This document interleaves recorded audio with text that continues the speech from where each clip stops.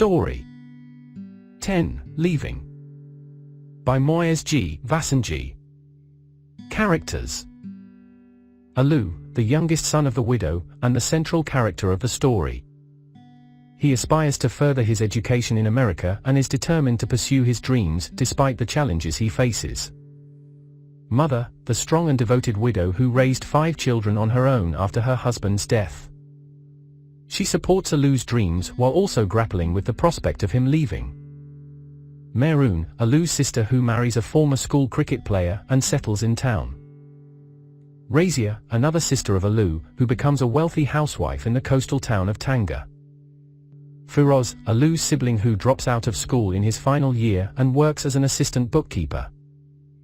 Mr. Datu, a former teacher from their school who visits from America, inspiring Alou's dreams of studying abroad. Mr. Velji, a former school administrator who offers advice to Alou and mother regarding Alou's educational opportunities. Summary: Moyez G. Vassanji, born in Kenya and raised in Tanzania, pursued nuclear physics at MIT on a scholarship at 19, later earning his doctorate from the University of Pennsylvania. He combined a background in science with a prolific literary career, producing novels like The Gunny Sack, No New Land, and The In-Between World of Vikram Lal. His short story collections, Uhuru Street and When She Was Queen, showcase his storytelling prowess. The story, Leaving, from Uhuru Street, centers on Alou, the youngest son of a widowed woman who raised 5 children solo, depicting the aspirations of youth in developing countries to study in America. After the transformation of Kitchwell Street into Uhuru Street, the narrator's sisters were married, leaving their mother feeling their absence. Meroun settled with a former school cricket player, Razia became a wealthy housewife in Tanga, while Firoz worked as an assistant bookkeeper. Their mother sold the family store, wanting the youngest siblings, Alou and the narrator, to focus on their education. They moved to the quieter Upanga neighborhood, where the nights were eerie and unfamiliar. The area was largely uninhabited, with dark streets after 7 p.m. Despite the change, they found solace in playing card games with their mother. The narrator was at university, and Alou excelled academically. After a beloved former teacher, Mr. Datu, visited from America, Alou became inspired to pursue admission to an American university with hopes of earning a scholarship. He sent inquiries to numerous universities, chosen somewhat randomly, buoyed by his mother's supportive but slightly skeptical attitude.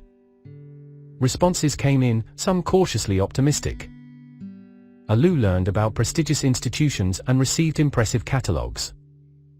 The application process fueled his excitement, introducing him to new subjects like genetics and artificial intelligence.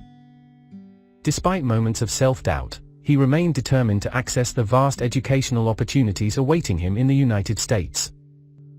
Alou, entitled to a spot at the local university, was shocked when bureaucratic interference assigned him to study agriculture instead of his chosen field of medicine. This was a disappointing prospect for someone who had never ventured beyond the city. However, when Alou received an acceptance letter from the California Institute of Technology with a scholarship offer, he was initially stunned.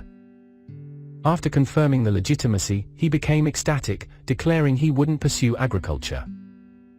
When Alou shared the news with his mother, she was incredulous but ultimately supportive, inquiring about the necessary funds for his journey to the US. They determined it would be around 3,000 shillings. Alou's dreams were threatened by the daunting task of raising 3,000 shillings for his journey. He suggested working as a waiter in the US and promised to repay any loans. While Alou's American uncles could potentially help, Mother doubted anyone locally would. Alou's desperation was palpable, leading to an emotional outburst about leaving his family. He felt misled and betrayed. Eventually, he resigned himself to attending agricultural college. If not for the arbitrary decision by the Ministry of Education, his path might have been different. A few days later, Mother suggested seeking advice from Mr. Velji, an experienced figure in such matters. Mother, Alou, and the narrator sought advice from Mr. Velji, a former school administrator with a wise appearance. They shared their family history, emphasizing Alou's academic achievements and his desire to attend an American university. Alu nervously presented his documents, revealing his impressive results. Mr. Velji was impressed by the visa form, letters of invitation, and the bursary offer. He affirmed the university's quality and congratulated Alu. However, Mother anxiously sought guidance on their next steps, eager for Mr. Velji's advice on how to proceed with Alu's opportunity. Mr. Velji acknowledged that sending Alu to America would be beneficial for his education, but cautioned that they would lose their son. He offered tea or orange squash, and his wife appeared to take orders. Alu, bitter about the disparity, commented on how wealthy kids go without being lost. Later, at home, Alu read on the couch while Mother sewed. The room was filled with ambient sounds, and Mother, seemingly nonchalant, finally asked to see the university catalogue. They huddled around the glossy pages, marveling at the grand architecture and vibrant campus life. Alu was bursting with excitement, but Mother, with a touch of humor, pondered what would happen if he went to the moon. As Alu immersed himself in his book, Mother became lost in thought, absent-mindedly touching her chin. It was a rare moment when she appeared as a person, not just their mother. The narrator reflected on her sacrifices and strength in raising them alone after their father's death. Before his passing, she was vibrant and smiling, but time had etched lines on her face and changed her appearance. The memory of sleeping in her arms came back, cherishing the moments of closeness. One day, she implored Alu not to marry a white woman and to abstain from smoking and drinking. Alu's first letter, full of awe and excitement, arrived from London, where he made a stopover. He marveled at the meticulously cultivated fields and the vastness of the city. The scene transitions to Mr. Velji nodding wisely and Mother gazing into the distance. A. Multiple choice questions. 1. What was the name of the narrator's brother? A. Aslu. B. Alu. C. Alau. D. Alu. 2. The narrator's brother was A. Excellent in his studies.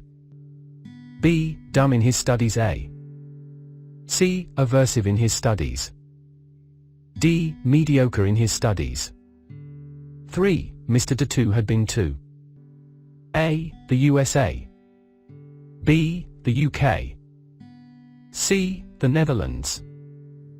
D. The Philippines. 4. The narrator's brother received a letter from A. CIT. B. MIT. C. BIT. D. HIT. 5. Mr. Velji declared that Alu A. would come back and do a good job in the home country. B. would not get full scholarship. C. would not return back home. D. would not be able to continue his study. Extra MCQs. 1. Where was Moyez Vassanji born and raised? A. Kenya. B. Tanzania.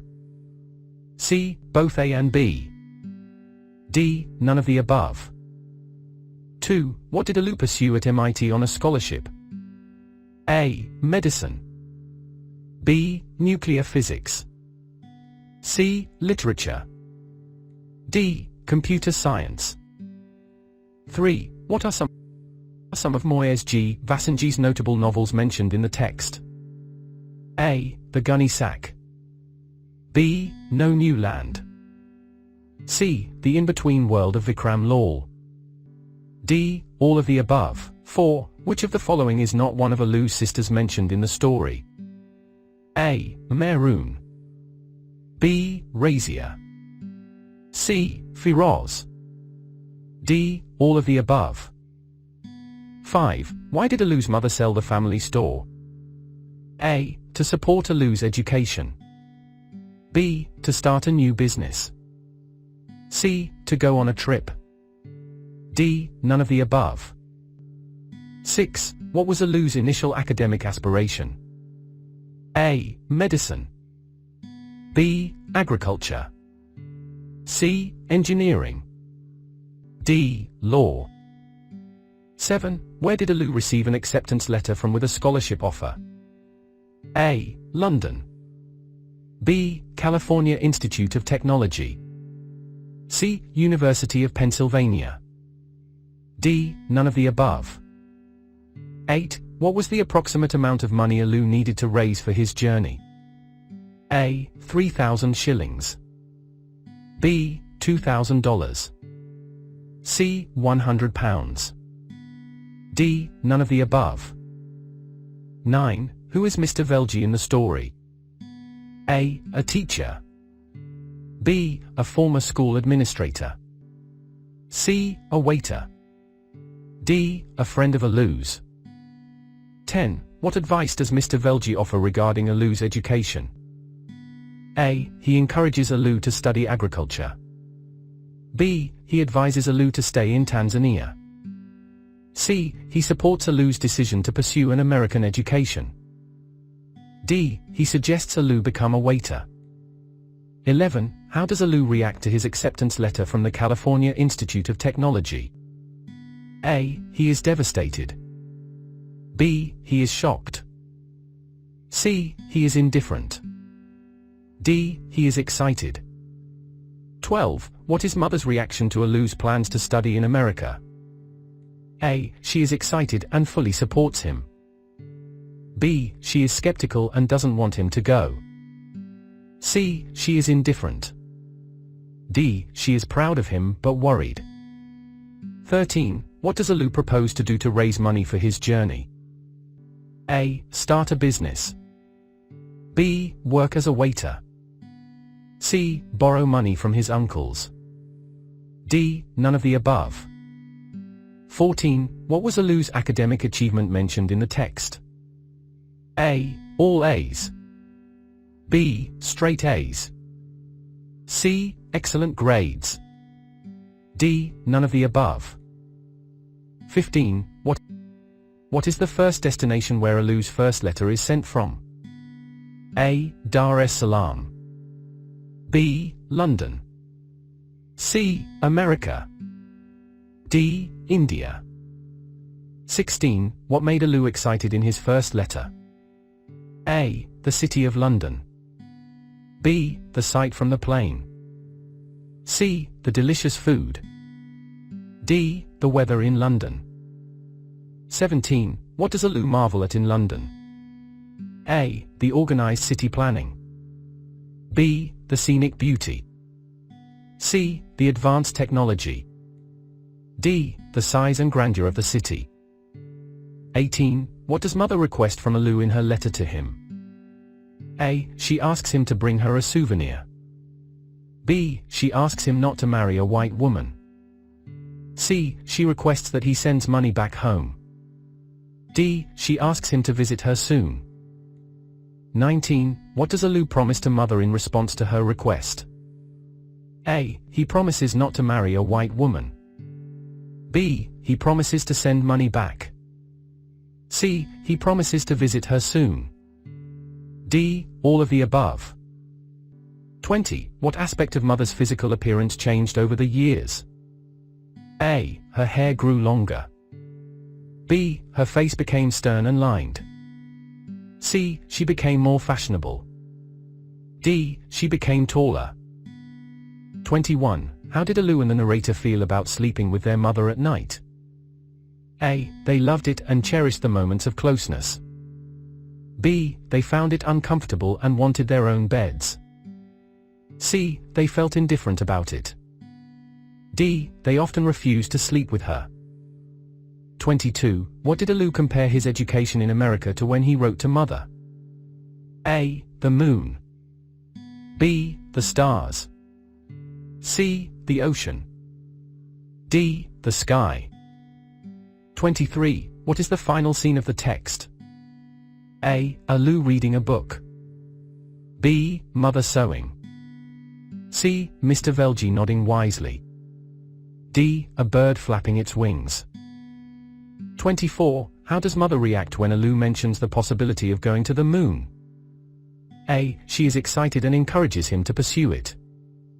B. She is concerned about him leaving the earth. C. She laughs humorously at the idea. D. She becomes emotional and teary-eyed. 25. What word is used to describe mother's reaction to Alu's mention of going to the moon? A. Emotional.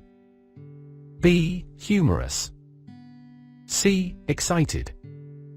D. Nonchalant. B. Short questions. 1. How does the narrator describe his mother's sacrifice and settlement of his sisters? The narrator depicts his mother as a woman of immense sacrifice and strength.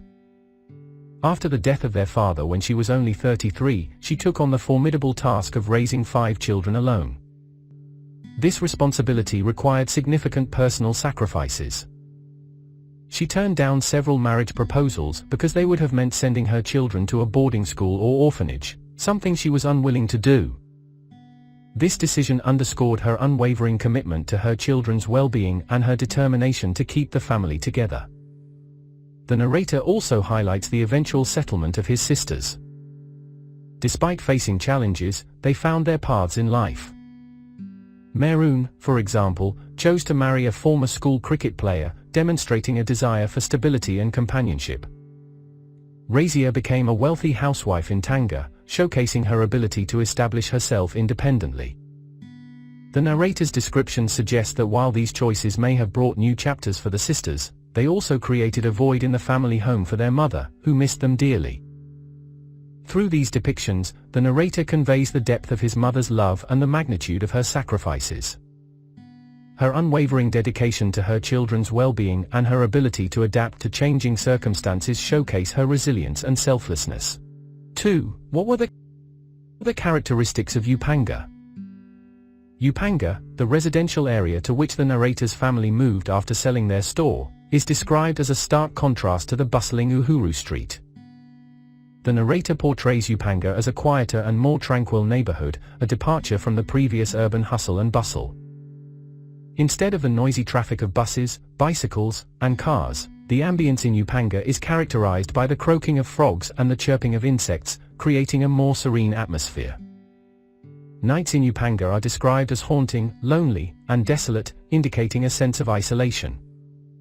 The area empties out after 7 p.m., and the side streets become pitch dark with minimal illumination.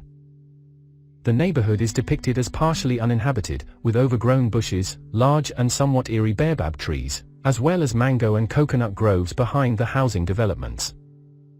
This gives an impression of a more natural and less urbanized environment. Overall, Upanga is painted as a quieter, more rustic neighborhood, offering a stark contrast to the lively and bustling Uhuru Street. Its tranquility and closeness to nature, coupled with its desolation at night, create a unique atmosphere for the narrator and his family to adjust to after leaving their store behind. 3. Who was Mr. Datu? How did he influence the young boys? Mr. Datu was a former teacher from the narrator's school who visited from America. He held a special place in the hearts of the boys due to his popularity and affable nature. When he returned for a visit, he received an enthusiastic and tumultuous welcome from the students, demonstrating the deep respect and admiration they had for him.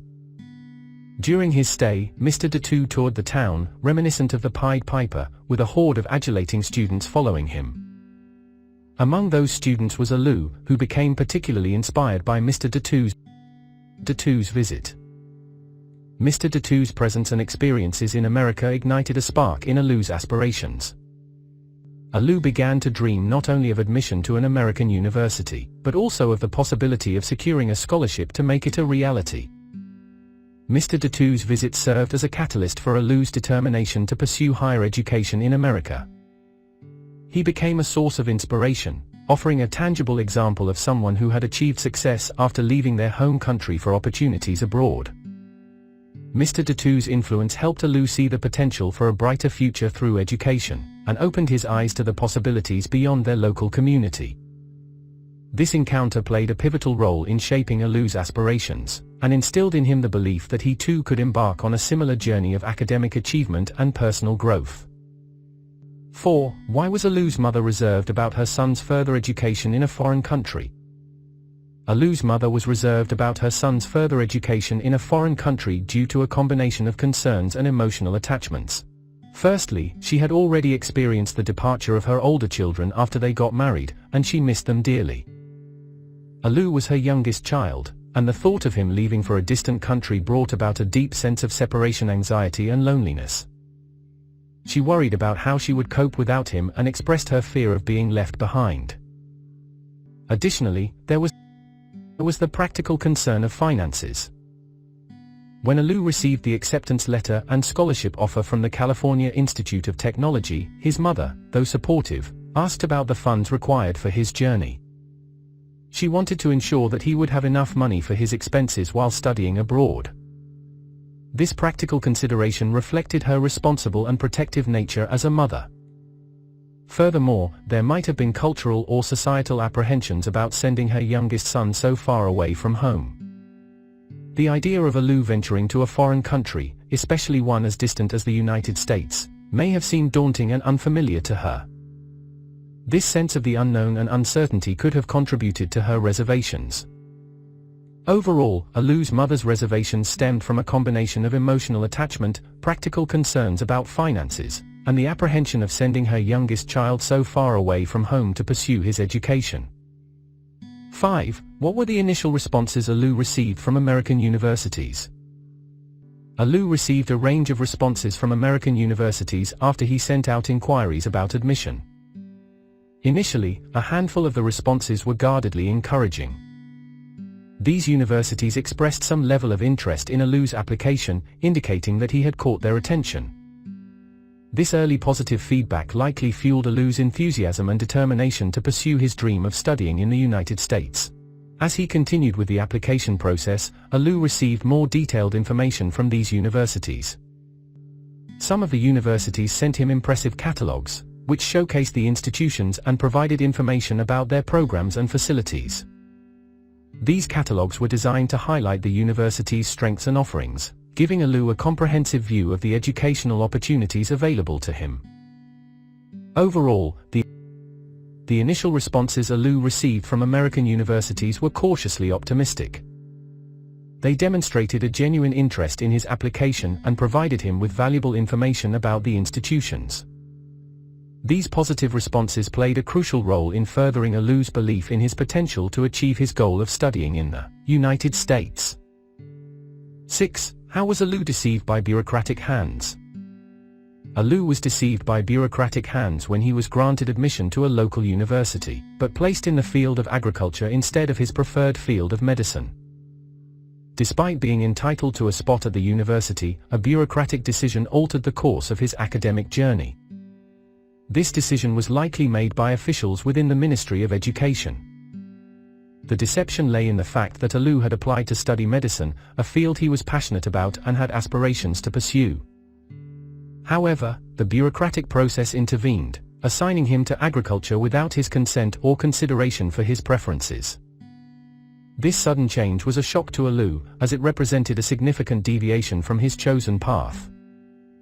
This arbitrary decision not only altered Alu's academic trajectory but also had significant implications for his future.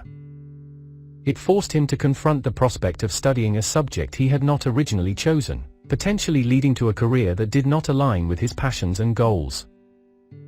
This bureaucratic intervention ultimately had a profound impact on Alu's educational journey, highlighting the power and influence of administrative decisions in shaping the lives of individuals, even against their own aspirations and desires. 7. Why was Alu elated after receiving a letter from one of the universities? Alu was elated after receiving a letter from the California Institute of Technology offering him admission with a scholarship for several reasons. Firstly, the letter confirmed that he had been accepted into a prestigious institution known for its excellence in education, particularly in the field of science and technology. This was a significant achievement and validation of Alu's academic prowess. Secondly, the scholarship offer meant that Alu's financial concerns were addressed to a substantial extent.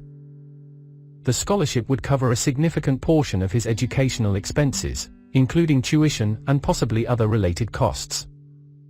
This relieved Alu of a significant financial burden and made his dream of studying in the United States much more attainable.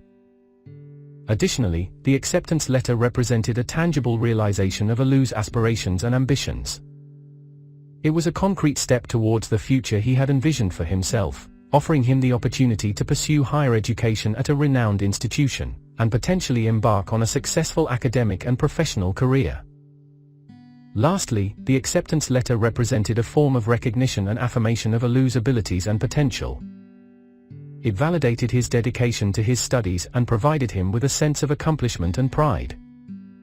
Overall, the letter from the California Institute of Technology brought Alu immense joy and excitement, because it signified not only an academic achievement but also a pathway to realizing his dreams and potential.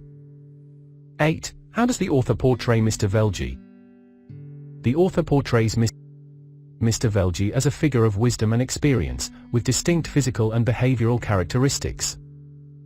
He describes Mr. Velji as having a large egg-shaped head, which, along with his small compact body, gives him a distinctive appearance. His forehead is emphasized as large, and he wears big black spectacles, which add to his scholarly and wise demeanor. These physical attributes contribute to the impression that Mr. Velji is an archetypal figure of wisdom. In terms of behavior, Mr. Velji exudes an air of sagacity and authority. When he enters the room, he does so in a stiff and somewhat formal manner, akin to a toy soldier. This suggests a sense of purpose and seriousness about his role as an advisor. When he greets the family, he does so jovially, displaying a warm and welcoming demeanor that puts them at ease. Furthermore, Mr. Velji is depicted as someone who commands respect and attention. He has a way of sitting back and joining his hands behind his head, which adds to the image of him as a contemplative and knowledgeable figure. His mannerisms and gestures contribute to the impression that he is a person of experience and authority, someone whose advice is valued and sought after. Overall, the author portrays Mr. Velji as a physically distinctive and behaviorally authoritative figure, whose wisdom and experience make him a trusted advisor for the family. 9. Which two important comments were made by Velji after reading the document? After reading Alu's documents, Mr. Velji made two significant comments. First, he expressed astonishment and admiration at Alu's exceptional academic performance. When Alu shared his impressive results with Mr. Velji, stating that he had received all A's, Mr. Velji's eyes widened in surprise. He exclaimed, "Hen? All A's?" This reaction indicates Mr. Velji's genuine surprise and admiration for Alu's outstanding academic achievements. It highlights the exceptional nature of Alu's academic record, which is a testament to his dedication and intelligence. The second important comment Mr. Velji made was a congratulatory remark about the university that had offered Alu admission, with a scholarship. After reviewing the documents, Mr. Velji acknowledged the quality and reputation of the university. He stated, "The university is good, and they are giving him a bursary. I congratulate you." This comment carries weight, as it affirms the credibility and excellence of the educational opportunity that Alu has been offered. Mr. Velji's congratulatory message also acknowledges the significance of Alu's achievement, and recognizes the value of the scholarship in supporting his academic pursuits. These comments from Mr. Velji not only validate Alu's academic excellence, but also affirm the value and prestige of the educational opportunity that Alu has been presented with.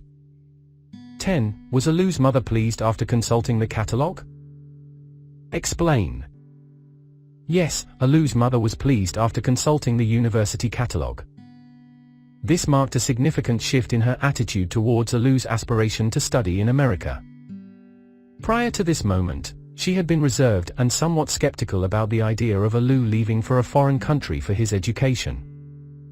She had expressed concerns about his departure and had even asked him for reassurances regarding his behavior and choices while abroad.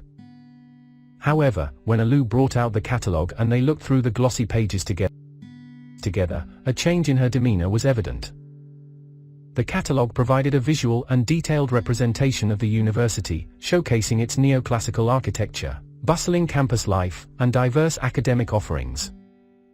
As they perused the pages, Alu and his mother were likely struck by the grandeur and the vast educational opportunities that awaited him. Alu's excitement and pride in the university's offerings were palpable, and this may have contributed to his mother's shift in perspective.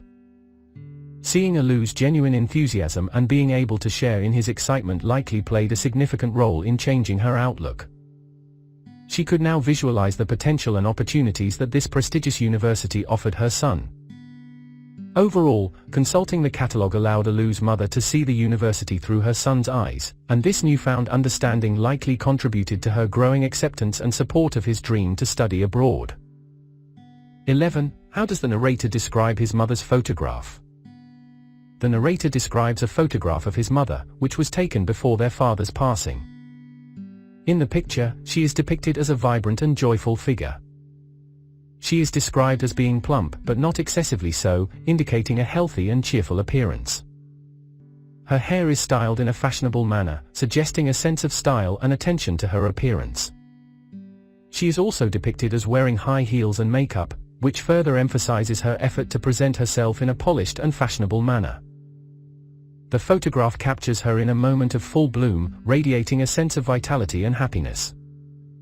This image stands in stark contrast to the later portrayal of their mother, after their father's death, where time and responsibilities have visibly left their mark. In the earlier photograph, she exudes confidence and a carefree spirit, showing no signs of the sternness that would later settle into her features. The narrator's description of the photograph serves to highlight the transformation and sacrifices that their mother underwent in raising them after their father's passing. It also underscores the depth of the connection and understanding the narrator has for his mother, recognizing the strength and resilience she demonstrated in the face of adversity.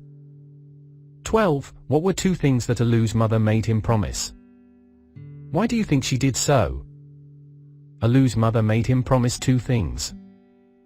Firstly, she asked Alu not to marry a white woman, and secondly, she implored him not to smoke or drink. These promises reflect her concerns for Alu's future and well-being.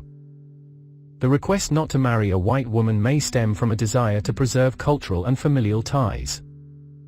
Alu's mother may have been apprehensive about the potential challenges and cultural differences that could arise in an interracial marriage.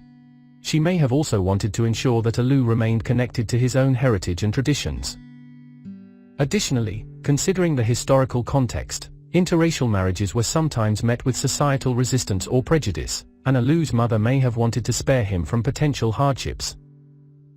The plea to refrain from smoking and drinking likely arises from a concern for Alu's health and overall well-being. Alu's mother may have wanted to ensure that he maintained a healthy lifestyle, free from the potential harms and dependencies associated with smoking and alcohol consumption. She may have also been aware of the distractions and pitfalls that these habits could present for a young person striving for academic and personal success. Overall, Alu's mother's requests reflect her deep love and care for his future, emphasizing values, cultural preservation, and a commitment to his health and well-being. C. Long questions. 1. The dream Alu harbors in him is a representative dream of most of Nepali young boys and girls. Do you agree or not? Give reasons. While Leaving by Moyez G. Vassanji is set in Tanzania, the dream Alu harbors of pursuing higher education abroad, particularly in America, resonates with the aspirations of young people in many countries, including Nepal. This dream is representative of a global phenomenon driven by a quest for quality education, exposure to diverse opportunities, and a desire for a brighter future.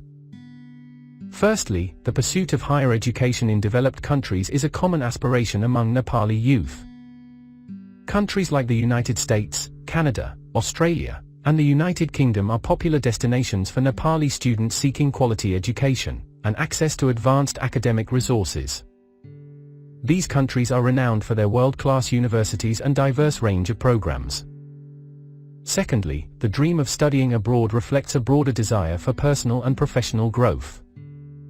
Many young individuals in Nepal aspire to acquire skills and knowledge that will equip them to contribute meaningfully to their communities and society at large. They seek to broaden their horizons, gain exposure to cutting-edge research and innovation, and access a global network of contacts. Additionally, the pursuit of education abroad often represents a pathway to better economic opportunities.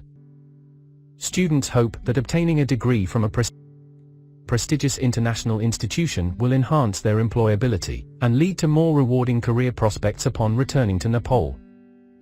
This belief is reinforced by the perception that international qualifications are highly valued in the job market. However, it is important to acknowledge that this dream is not universally shared by all Nepali youth. Socioeconomic factors, limited access to resources, and individual circumstances can influence the feasibility of studying abroad.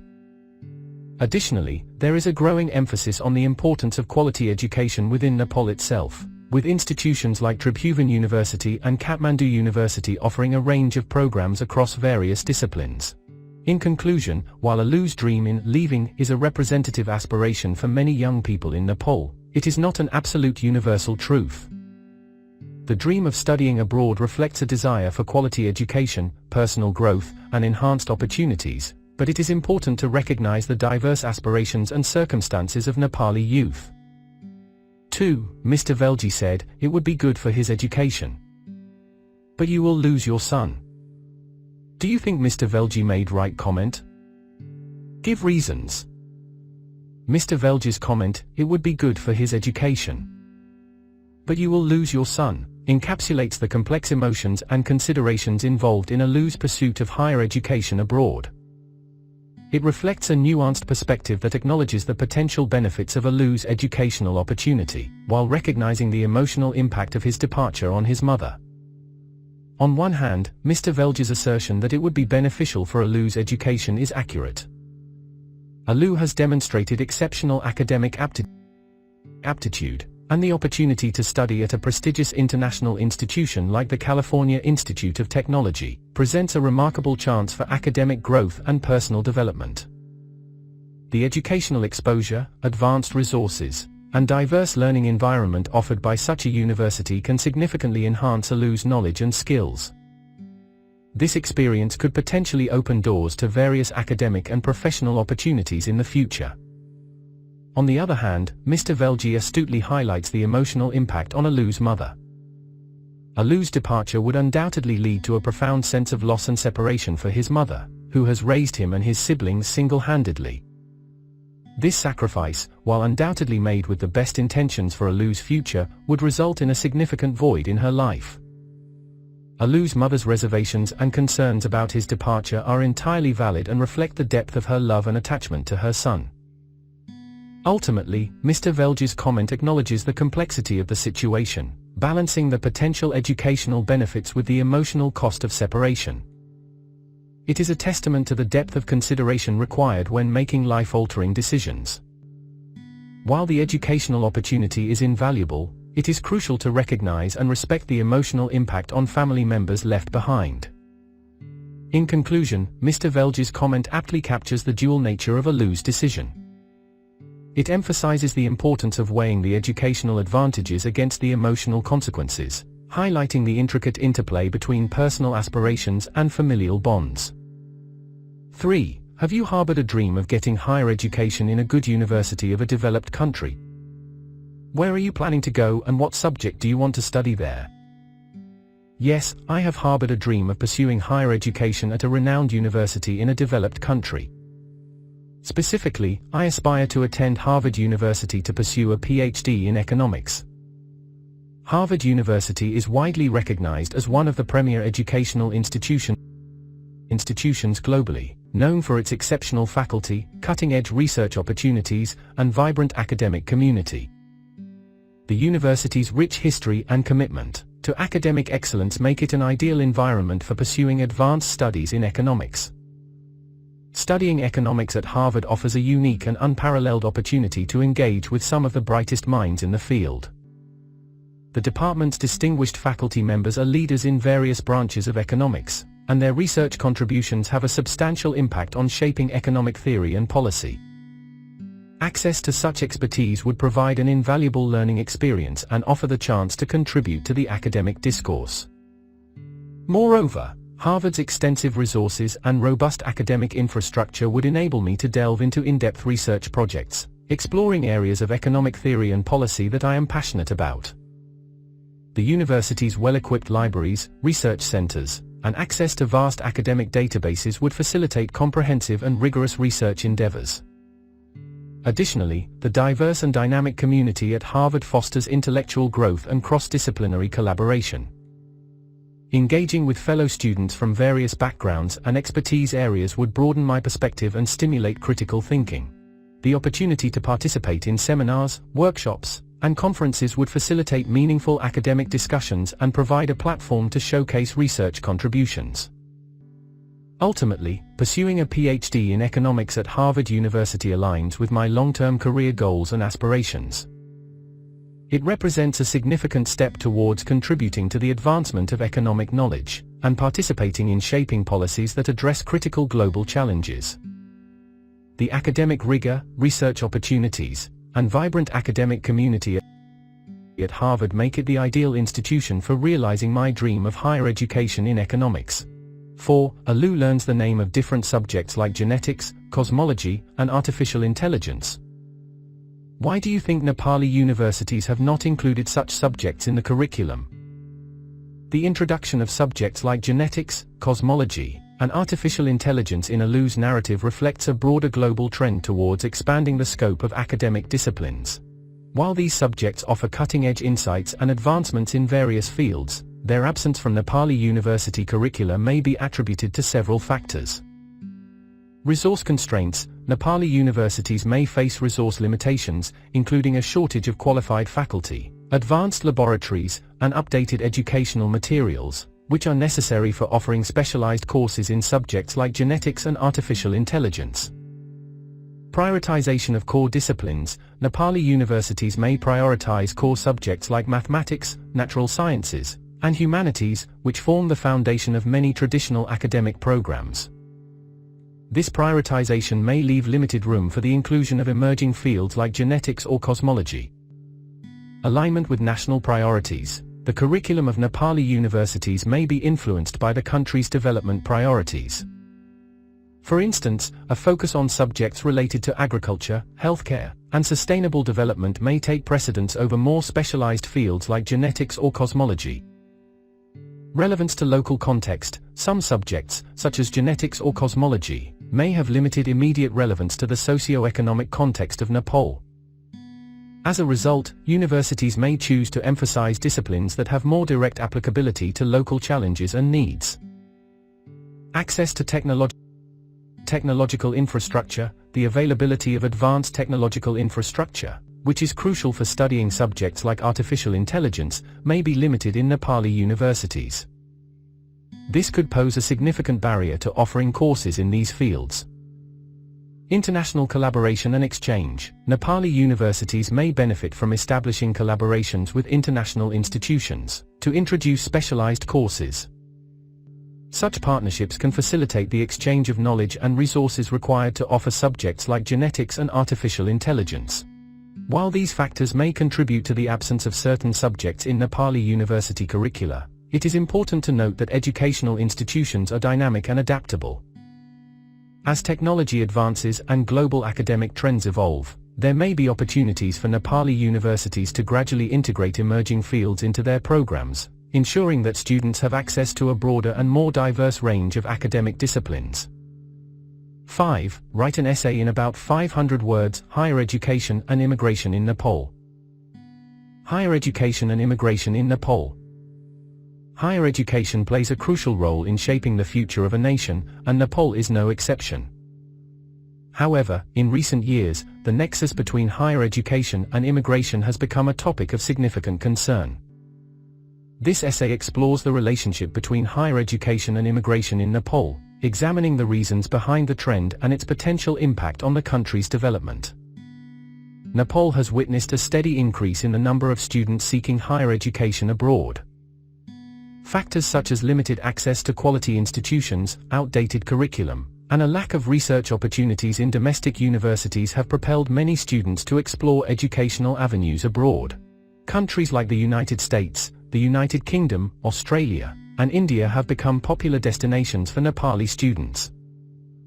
Reasons for pursuing higher education abroad. Quality of education. Many students perceive foreign universities as offering a higher quality of education with advanced facilities, experienced faculty, and innovative teaching methods. Research opportunities. The emphasis on research and innovation in foreign universities attracts students seeking to engage in cutting-edge studies and contribute to global knowledge. Global exposure. Studying abroad provides exposure to diverse cultures, perspectives, and a global network, which can be invaluable for personal growth and career prospects. Employment prospects. Graduating from a renowned foreign institution may enhance employability in the global job market, offering a competitive edge over peers with local degrees.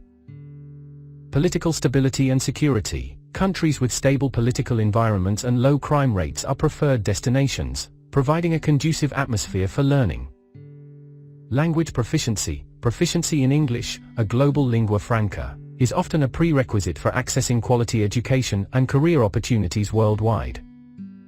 Impact on Nepal. While pursuing higher education abroad can offer numerous benefits to individuals, it also has broader implications for Nepal as a nation. Brain drain. The emigration of highly educated individuals can lead to a brain drain, depriving Nepal of skilled professionals who could contribute to the country's development. Lack of local expertise. The exodus of educated individuals may result in a scarcity of qualified professionals in critical sectors like healthcare, engineering, and education. Economic outflow. Spending on foreign education results in a significant outflow of foreign exchange, impacting the country's economy. Reduced innovation and research. The absence of a robust research culture in local universities hinders innovation and scientific advancement within the country. Challenges to higher education institutions. Nepali universities face increased pressure to reform their curriculum, infrastructure, and teaching methodologies to retain students and compete with foreign institutions. Balancing the pursuit of higher education with the retention of talent within Nepal is a critical challenge for policymakers and educational institutions. Efforts should be directed towards improving the quality of higher education, fostering research and innovation, and creating an enabling environment for students to thrive within the country. By addressing these issues, Nepal can harness the potential of its youth to contribute significantly to the nation's progress and development. Best of luck.